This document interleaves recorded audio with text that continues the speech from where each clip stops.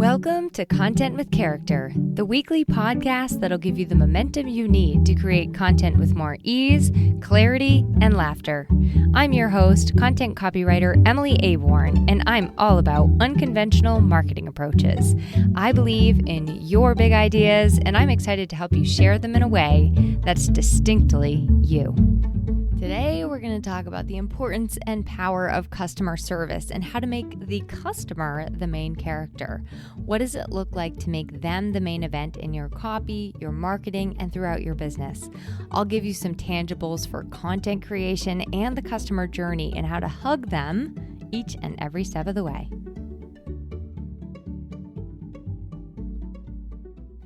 The year is 2002. I'm a sophomore in high school, and I just quit my first official job at the Pizza Barn due to an unfortunate mayonnaise incident, which is another story for another day. I'm now in need of a new job to afford whatever it is that 15, 16-year-olds need to purchase, like, Abercrombie pants, Dunkin' Donuts culottes, hanging paper lanterns from the Delia's catalogs, whatever else. My dad tells me there's an opening in customer service at EMS, which is Eastern Mountain Sports for the uninitiated. He works there in IT, so he gets me an application and bada bing, bada boom, an interview with Annette. Do you want to know how my first real job interview went and what it has to do with today's topic? Of course you do. So I shall tell you. All right, I say this was my first real interview because the Pizza Barn was not a real interview. It was basically like, how old are you? 15? Okay, perfect. Are you okay with $4.25 under the table? Great. When can you start? Tomorrow? Great. What size shirt do you wear? Oh, small? Okay, all we have is extra large. Here you go. This interview, the one in customer service at Eastern Mountain Sports, I took far more seriously. Now, first of all, it was an office job, which was like my dream at the time come true. I always wanted an office job. Secondly, there were a lot of questions, and it was very clear to me very quickly that this was a serious job and they meant business. So I got there as prepared as I possibly knew to be. I had my khaki pants on, my pink polo shirt, my fancy Old Navy cardigan over the top, and those classic 90s black shoes, the ones that kind of looked like they were supposed to be Steve Madden, but they were actually just Payless or Walmart. And then I sat down across from Annette, and she started asking me questions. Questions like, some of them I remember, it's weird. Is the customer always right? How would you handle, XYZ situation? How would you calm somebody down if they were yelling at you over the phone with a complaint? How do you deal with high pressure, stress, anger, agitation, and generally tough customers? And what are your strengths and weaknesses? Pretty much the only one I knew the answer to was that fifth one. I knew that one right away. My strengths, I'm very good at 5-paragraph essays, and my weaknesses, geography and history. Anyway, not knowing what I didn't know, I did my best answering her impossible questions. For me, it was hard because as a kid, I even remember thinking there's so many answers to this. That's what happens with nuance, right? There's no straightforward or right answer, but that was very, very confusing to my brain. I was like, this test doesn't seem fair. Needless to say, or maybe not needless, I didn't get that job. I guess it is not all who you know. Some of it is how you interview. She did, however, Annette, she was lovely. She did slide a book across the table to me and told me to read it and encouraged me that someday I would be a good fit for the job. The book was called Hug Your Customers, and it was written by Jack Mitchell. And I feel like it's a very, I've done some searching for this book in modern day, and it's a very little known book, it seems, but it was very life-changing. It was about this family who owned an expensive line of clothing stores, and they were sharing, the author, Jack, he was sharing ideas on how they go the extra mile with exceptional customer service, how they deliver on impeccable customer experiences consistently. Annette ended up connecting me to another job opening at EMS, which was in the fulfillment center, where I got to pick and pack orders and basically learn about the whole retail operation from the inside out. It was pretty cool. So if people in my department messed up in the picking and packing of orders, basically customer service would be the people who had to hear about it and deal with it. Customer service representatives would also pay us a visit when they were sure that there was inventory or a hard to find item waiting in our warehouse. And don't you know, I was usually the one who got to go on these quests to track it down. I was very good at scouting missions. So eventually, after putting my time in fulfillment and proving myself to be a good little item hunter, I got to start filling in during busy seasons on the retail floor. And finally, my dream come true, the customer service department. And then from there, I also advanced in EMS and went on to do product copywriting, but it was really their customer service department that gave me the education of a lifetime.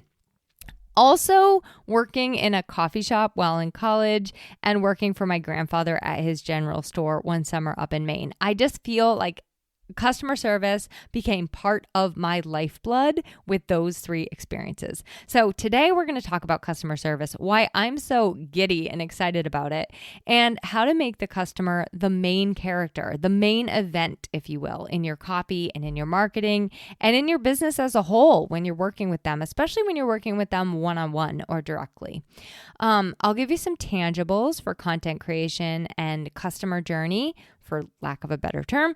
But really, the essence of what I want you to get is how to hug them, how you can think about giving your customers a little hug, right? Each and every step of the way, or a fist bump if you're not into hugging.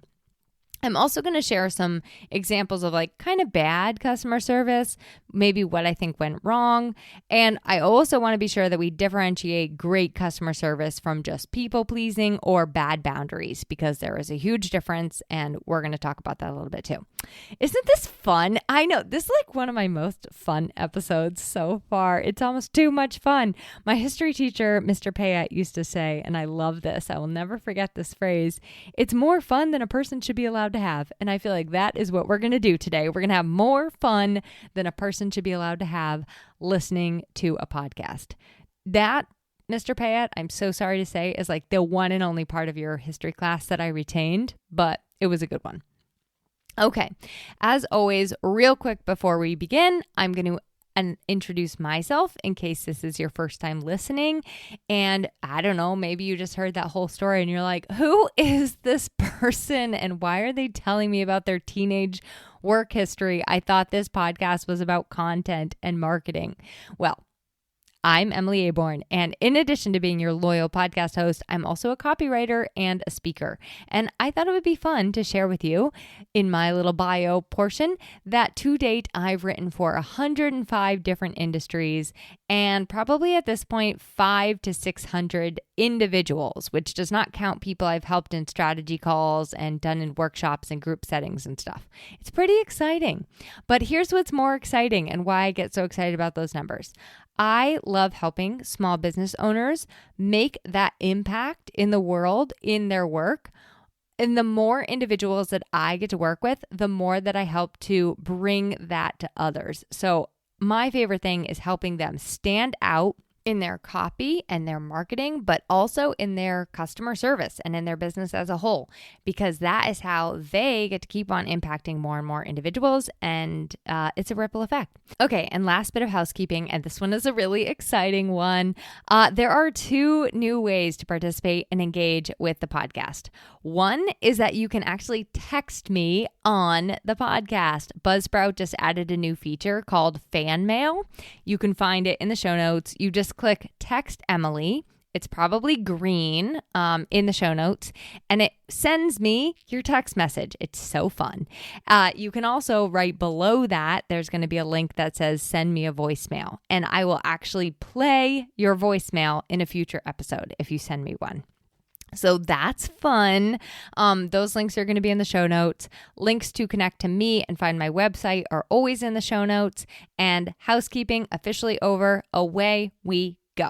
And we're going to start, because I want to emphasize the positive, we're going to start with some bad customer service examples. I've had a couple over the years I have not been super satisfied with. In fact, I will say this. Most people ignore this entirely. When your customers are literally the thing keeping your business going, it is very important not to just not overlook customer service and experience, but to actually make it the thing. Next to the quality of what you're producing, customer service is the thing. It is the thing that keeps our businesses successful and sustainable. So one example that jumped to mind when I was kind of thinking of some of my worst customer service experiences, one of them was around services I was getting from my website.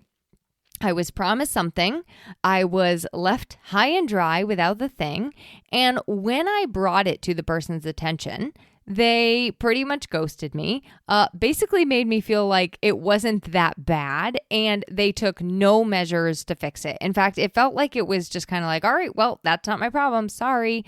I'm not going to get into details because I wouldn't want their reputation to be marred on the very off chance that you were somehow able to identify this person. But it's happened to me a number of times with website specific things. I had another website where the person didn't finish on what they promised, and it left me having to do way more work after they were done. I was almost like, well, I should have just done this myself in the first place. Lastly, I've also had business owners give me something or send me something that was different from what I ordered, and when I brought it to their attention, they made no effort to correct it. Instead, in fact, in one incident specifically, it was like my fault for somehow misunderstanding when I had blatant proof. Trust me, folks, I save every email. And if something is my fault, I will take ownership for it. I think most things are my fault, in fact. This was not my fault, but I did feel very blamed and almost like stupid for bringing it to the attention that I received the wrong item. So all of those experiences, in my opinion, were bad customer service experiences. And any bad customer service experience, even a minor frustration at the grocery store or the gas station, both of which I've had in the last week, they make you feel like you're not really wanted here. Like your business isn't really wanted here. Your money's not really wanted here. Like you're nobody, okay, I guess I'll just go somewhere else. As small business owners, we cannot afford to make people feel like that. So some of my passion and excitement around customer service definitely was in reading that book, Hug Your Customers. I just saw the extreme power and impact of impeccable customer service. Like what happens when you wow people, when you make people feel seen, heard, valued, hugged, like they are the main character, which some of the impact and value I wanted to share with you because it's pretty big. So I thought of 5 specific ones. One is customer and client loyalty, meaning they're going to, because they had such a positive experience with you, they're going to keep on coming back. You're going to be the person that they choose in the future. Number 2 is positive word of mouth. So they refer you to their friends. They tell their friends. They rave about you online, right? Number 3 is you, with good customer service, set yourself apart in a competitive marketplace. Even in a small example, like the gas station or the grocery store, many people will go out of their way to go to the one that makes them feel better, right? And so that is how you set yourself apart in a competitive marketplace. You make them feel better. You're the one that makes them feel better. Number 4 is increased revenue, meaning when you offer an amazing experience, you're able to raise your prices more over time because you are offering that elevated experience. It's an experience. It's not just a service, right? Or a product. And then lastly is that long-term growth, which I think the real magic of customer service is listening to your clients, listening to your customers. That involves a conversation with your clients, and with their feedback, you continue to evolve and grow. So customer service is really like a long-term growth strategy or approach, if you will. But all that to say, customer service is really, really important stuff. And just to make sure we're clear, great customer service, great experience, putting them first, it does not mean that you are people pleasing. You're not sacrificing your own well-being. You're not giving away everything for free or letting them trample your boundaries. That's not what I'm talking about. I'm talking about exceeding expectations by knowing and understanding your customers and your clients, understanding who they are. Prioritizing win-win through communication, collaboration, upholding your professional boundaries by giving clear expectations, and then upholding them throughout the process. That is actually good customer service. Customer service is really about relationship building and sustainable, consistent, exceptional service and quality work.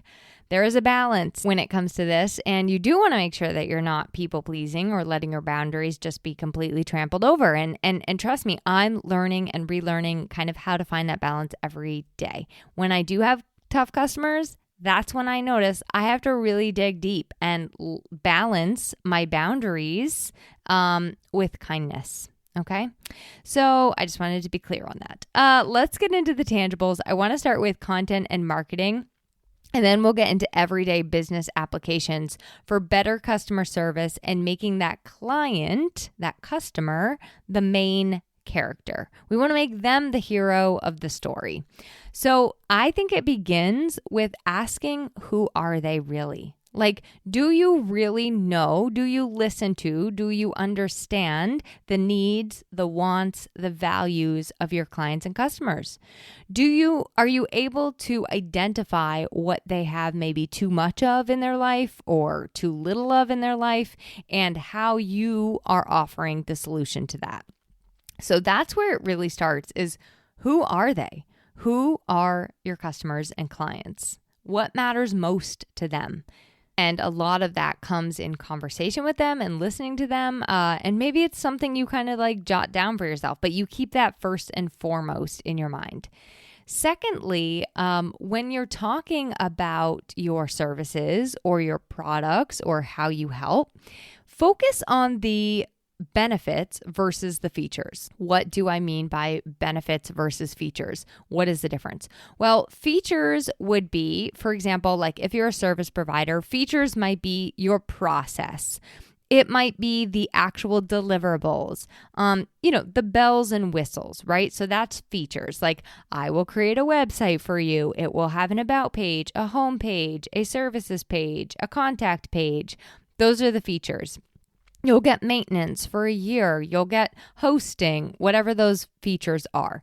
The benefits make it more about them instead of you. It's not so much what are you offering and how are you doing it and what is your unique process, because they honestly don't care about that unless it benefits them. So focus on those benefits.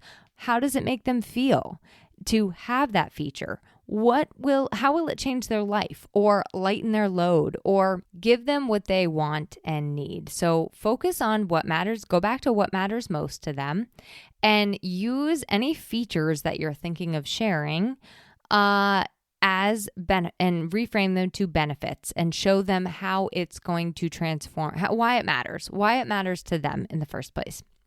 I'm taking this little writing course right now, and one of the activities was to focus on the benefits of something in your home. Just like any item in your home, show the benefits of it. So it could be a mug, it could be a toothbrush, it could be a desk lamp, doesn't matter. But instead of talking about the benefits of it, the features of it, like it has a switch, it's bright, has this many watts, et cetera, you're talking about the benefits. So for fun, I actually did it for the benefit. I did the benefits of my dog. You can literally do it for anything. And I came up with 25 different benefits of my dog. I think that was a great warm-up activity, and I would highly encourage us to do that in our businesses too. think of the benefits of working with you, the benefits of your products. Try it with something in your house and then apply it to your business. And then every time you find yourself creeping back into feature land, go back to the benefit. What are they gaining from that feature? Why does that feature matter to them? How is it going to make their life better? Speaking to the benefits over the features helps to make them the main character.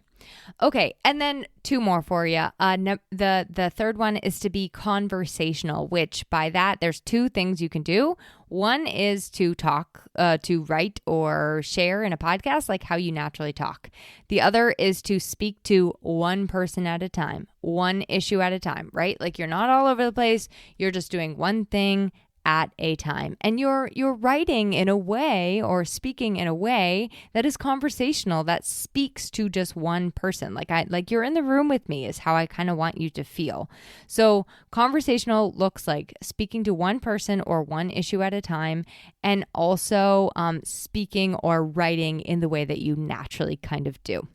And then lastly, a way to have great customer service is actually to be you and sound like yourself. So choose your tone. I mean, I would recommend something that's friendly. It doesn't have to be upbeat, but something that's friendly.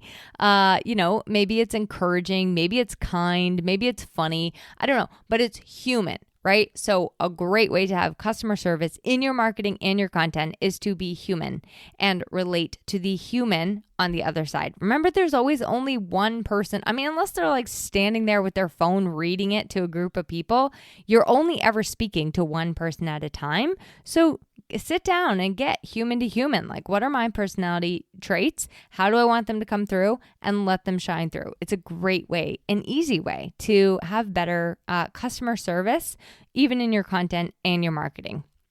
Now we're going to get into some ideas around your business as a whole. And I actually wanted to start this part with some fun examples, which I just thought would maybe inspire. These are the examples that have inspired me in my own business to think of how I want customer service to play a role. So when I was working in the customer service department at EMS, a customer had ordered a coat, and it was like 2 or 3 days before Christmas, and there was no way that it was going to get to her house by Christmas time. However, this person lived in the next town over. They just lived down the road. Now, why didn't they come to the store? I don't know. Why didn't they just come into the store and buy it? No idea. But they had ordered it online and it wasn't going to come in time. I happen to live just around the corner from this customer. So I ended up after my shift was done, I brought it right to her. Now, I obviously got permission from my manager first, but I delivered it to her doorstep. That is an example of great customer service, going that extra mile, making sure that they got that before Christmas time. And they had ordered it online, so they shouldn't have to come to the store and get it. The second example at EMS was I once had a person on the phone with me in the evening. I remember that. And she was on the phone with me and she was telling me she was looking for like a snowsuit, ski pants, and a jacket. And so she was about the same size as me. So I actually ended up going into the store.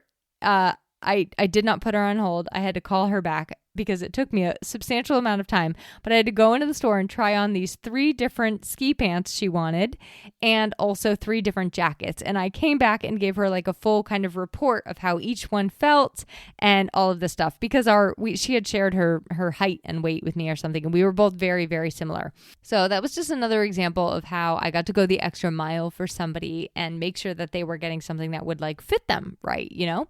And then in my first entrepreneurial venture in our retail shop my husband and I owned, it was a mattress store.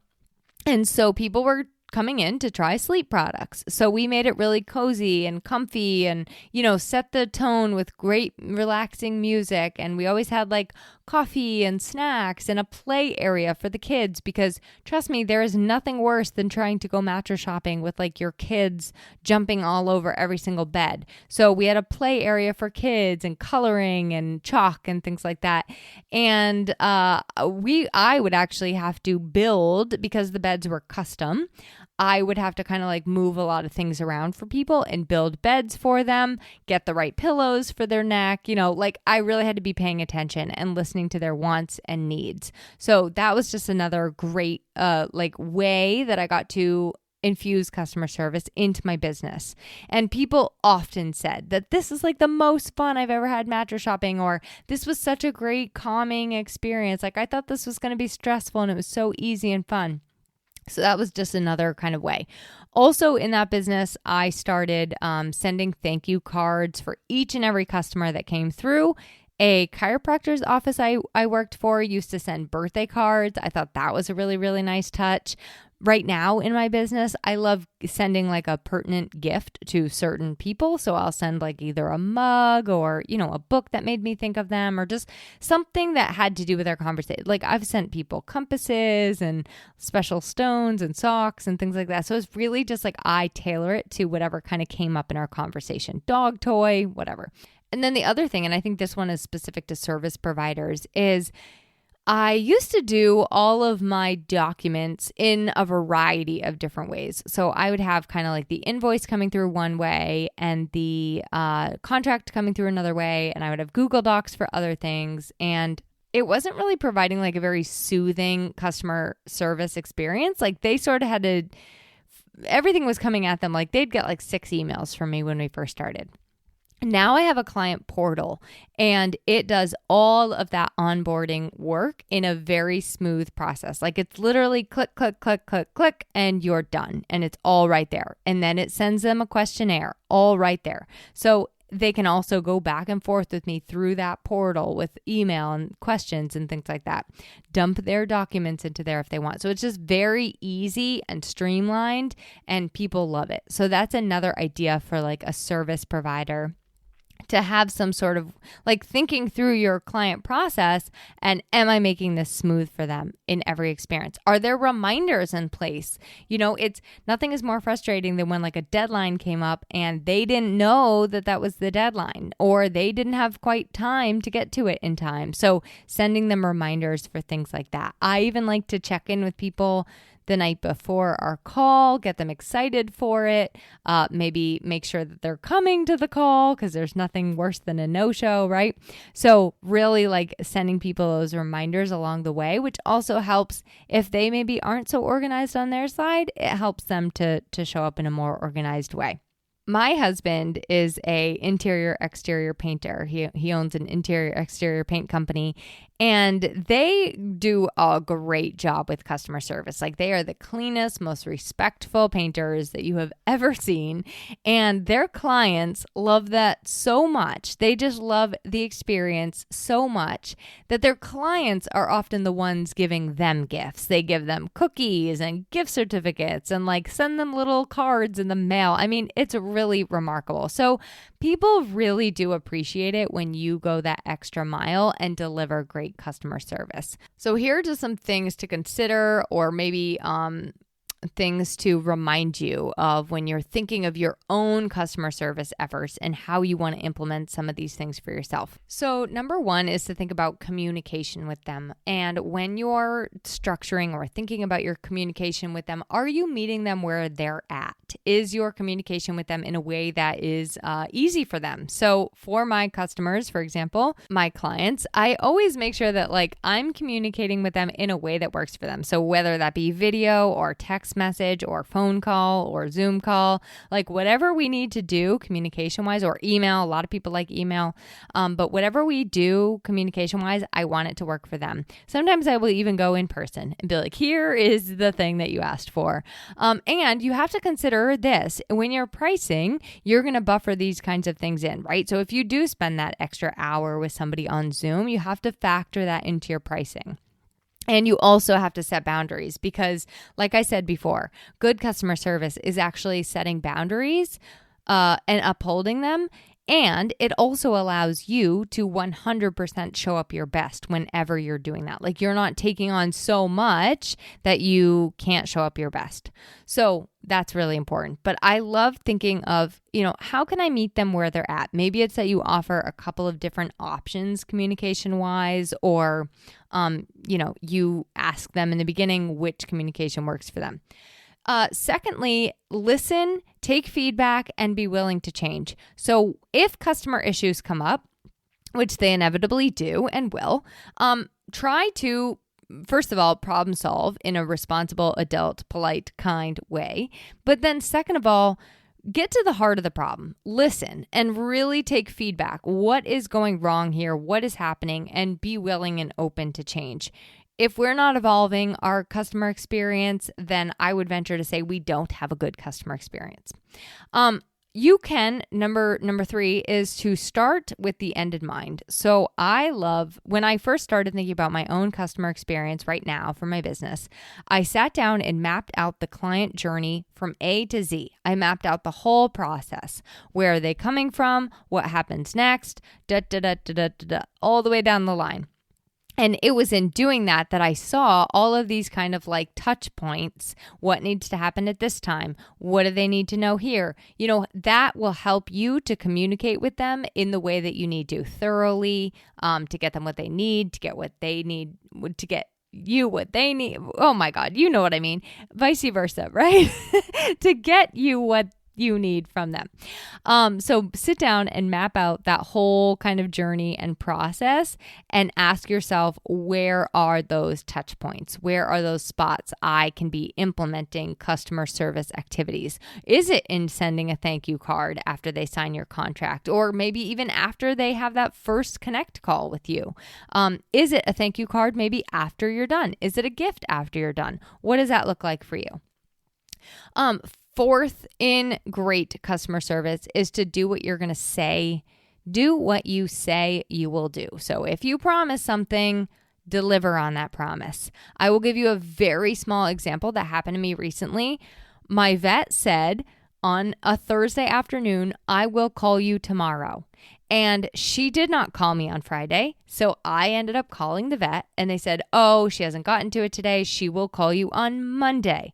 She did not call me on Monday and she did not call me on Tuesday. And so finally on Wednesday, I called her again. She did not call me back until Thursday. So I don't care. I literally don't care if it was a week that had gone by that she was going to call me. But she told me she was going to call me on Friday. So do what you say you will do, because it breaks down the impeccability of your word when you don't, and it's not a good customer service experience. In fact, they kept asking me to write a review for the vet office, like after my visit, and I was like, you don't want me to write a review yet, because I don't have a good review yet. So until you call me and like let me know next steps and let me know what's going on, I'm not going to be able to give you a good review. So do what you say you're going to do and do it when you say you're going to do it. And if something comes up, communicate that with the person on the other side. If there is a delay in somebody's project, I always communicate it to them, or try to. And I ask them to do the same for me. So, okay. Lastly, is just like use people's names, learn about them.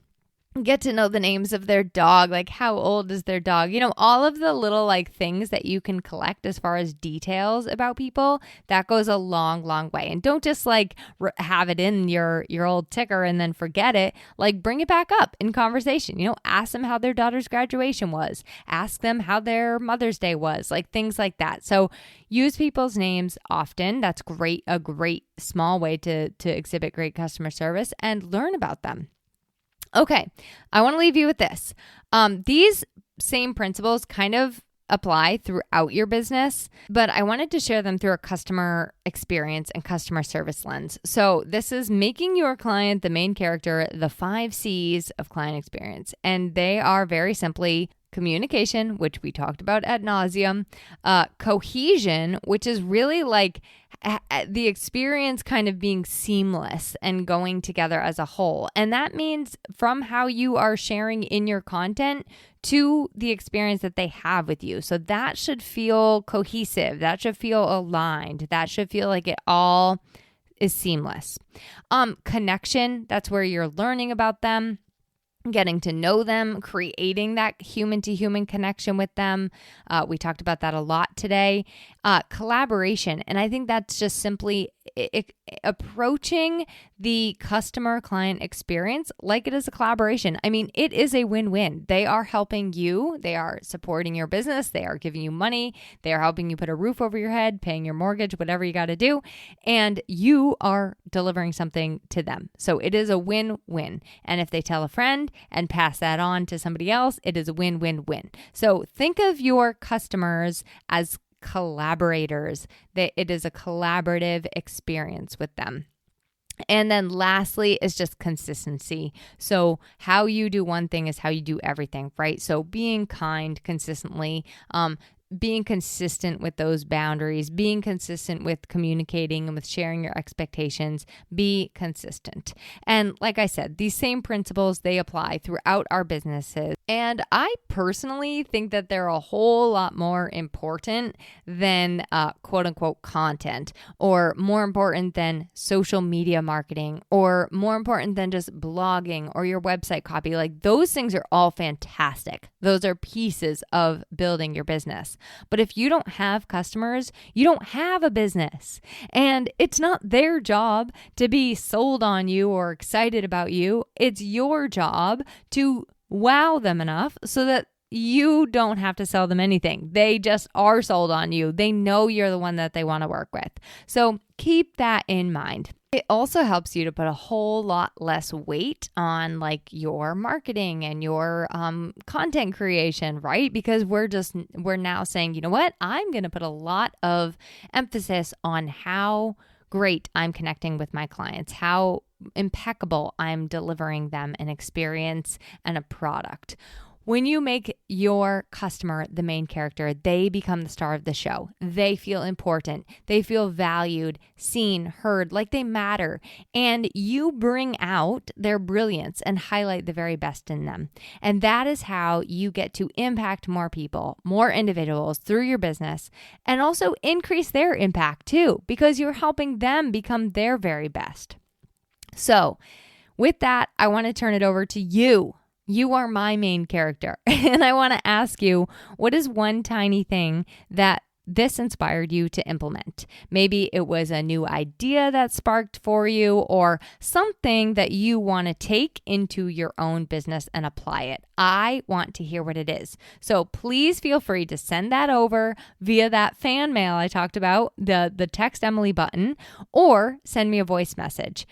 I want to have fun with you and like keep this conversational, keep it relevant and relatable for you as we keep on creating this together. And your feedback really, really, really does matter to me. So that wraps up this episode, the month of May on the Content with Character show. And if you're following along in real time, next week, we're going to talk about comparison. Some people call it comparison syndrome. Doesn't matter to me what you want to call it. We're going to talk about what it's actually good for. And contrary to popular opinion, it's not absolutely nothing. So chat with you next week and you will see exactly what I mean. Thanks for listening to this week's episode of Content with Character. If you loved the episode, please make sure to subscribe to the podcast, rate, review, and share it with someone else you know it could help. For more content and visibility tips, visit my blog at emilyaborn.com, and be sure to connect with me on Instagram at emilyaborn. I'd love to hear how this inspired you to take action.